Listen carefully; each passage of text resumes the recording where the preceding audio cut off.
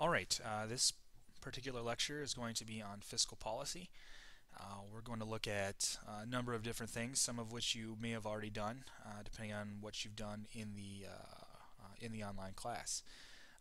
It's not a bad idea if you wanted to pause this, print out the slides that are available to you, and you can kind of follow those along, take notes on them if you need to, or even just have those ready to go for when you do the assignment to kind of refer back to after you watch this.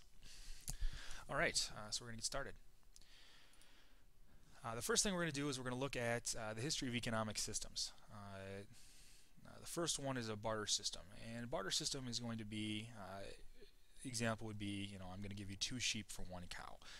That's what, we're going to take objects. We don't have money in what we think of today as money as the primary driver.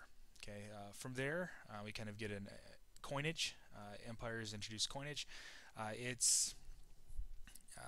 This would be, obviously, hard currency.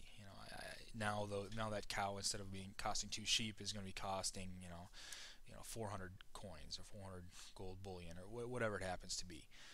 Then we go into an area of feudalism, is what it's called. And feudalism, it's kind of Dark Ages, Middle Ages, if you're looking at European history, and it's represented in this graphic right here. Basically, you have a king on top, and you have villains or peasants on the bottom. Okay, and basically, king, as you can see, grants land to barons, grants land to knights, grant land to the peasants, and then they're going to produce food. In this system, land is the most important thing. Finally, towards the end of the Middle Ages, you have what's called mercantilism. Mercantilism is represented by, it's kind of hard to see on the bottom of your screen, but this graphic right here. And basically what it says is that in this case, Spain and France are trading. And this is after the addition of nation states. And Spain is going to try to get a comparative advantage in trading with France, and France is going to try to get a comparative advantage with Spain. What makes this important or different than what we have today is that it's all based on nation states. The individual doesn't come into it.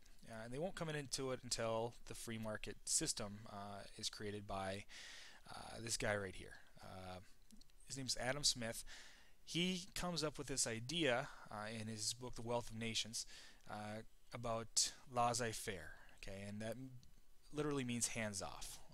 And in his interpretation, hands off means no government. Okay, government intervention is bad. We need to let the markets work. If you've done the lesson on the business cycle, you kind of have an idea of how that works. Okay, so this should be kind of old hand for you. He talks about the invisible hand, which you should have done already, but just a little review of that. The invisible hand is going to be what drives the market. So it's going to push the goods from one place, from the start to the end, and it's going to do that by shipping money. Okay,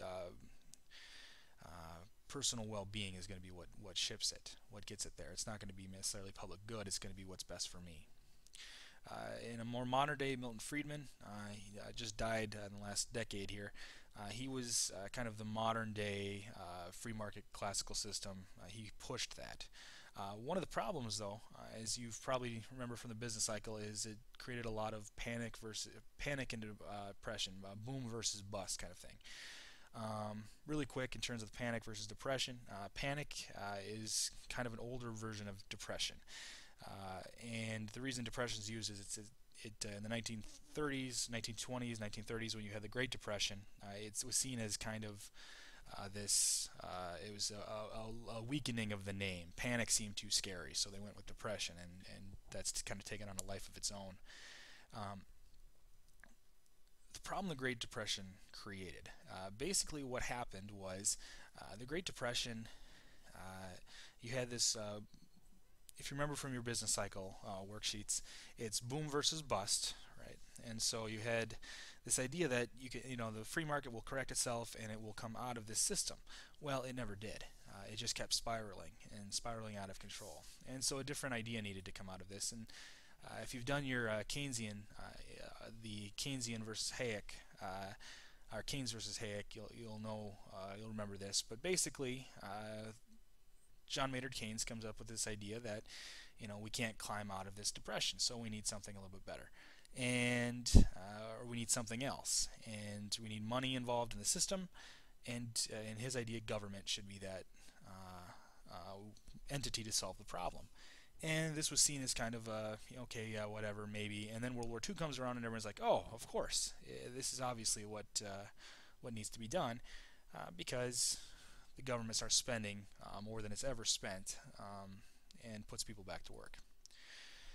So that's Keynesian economics in a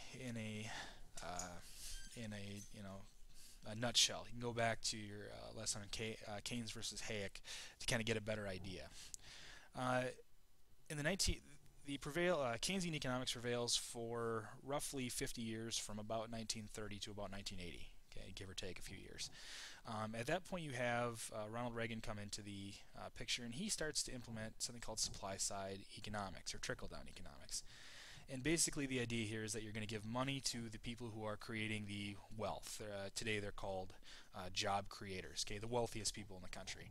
And what that's going to do is they're going to have money then to spend, and that's going to then trickle down to everyone else. It's based on this idea of the Laffer curve.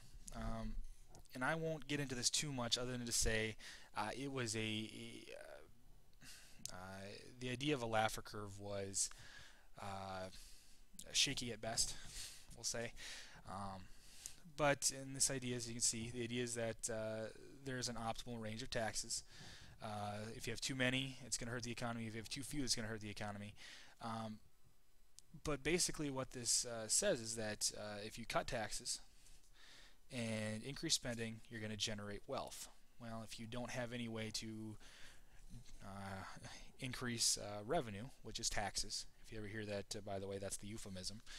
Increased revenue is raising taxes. But if you can't do that, you are unable to, there's no way the government can create more money. And so, or at least create more wealth. They can always create money. But there's a reason it was called Voodoo Economics by George H.W. Bush in 1980. Supply side and trickle down really becomes big in the 2000s under former President George W. Bush. As you can see here, the trickle down effect, cutting the tax cuts for the people making $250,000 or more. And actually, President Obama has allowed these to continue, even with a lot of people in his own party very skeptical about it. And so that's kind of one of the things that's going on right now, is that President Obama is doing that.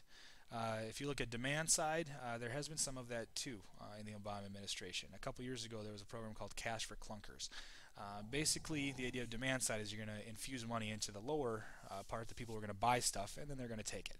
So this Cash for Clunkers program, if you don't know what I'm talking about, was basically people would get people would get a rebate if they bought a car, but it had to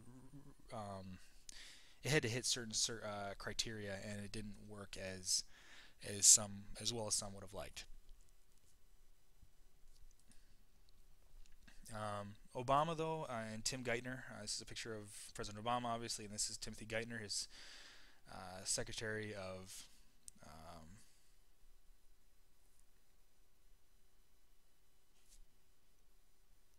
sorry about that. I had to pause there for a second.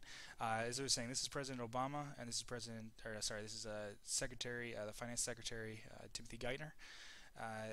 They kind of do both sides. Okay, they kind of hit it from both sides in their fiscal policy. They look at supply side and Keynesian economics. And they'll look at it from both sides. Quick history of the Federal Reserve. The Federal Reserve Bank actually doesn't come into existence until 1913. All right, the Federal Reserve actually started in 1913. There are a number of different incarnations prior to that, and you can see them on here. But basically, what happens in 1913 is the United States realizes they need a national bank, and so then the Federal Reserve creates this national bank, the national currency that comes along with it. So the dollar bills you have is thanks to the Federal Reserve Board. The current day Federal Reserve Chairman is Ben Bernanke. Uh, the main things that they do, they print currency, obviously setting interest rates, and they want to keep inflation at about 1 to 3% is what they're shooting for. It's under 1% approximately today, which is worrying some because we're getting into possibly a stage of what's called deflation, but we won't get into that today. But that's what the Federal Reserve is there. If you have any questions, you can contact me at the email address listed on the webpage, and good luck on your assignment.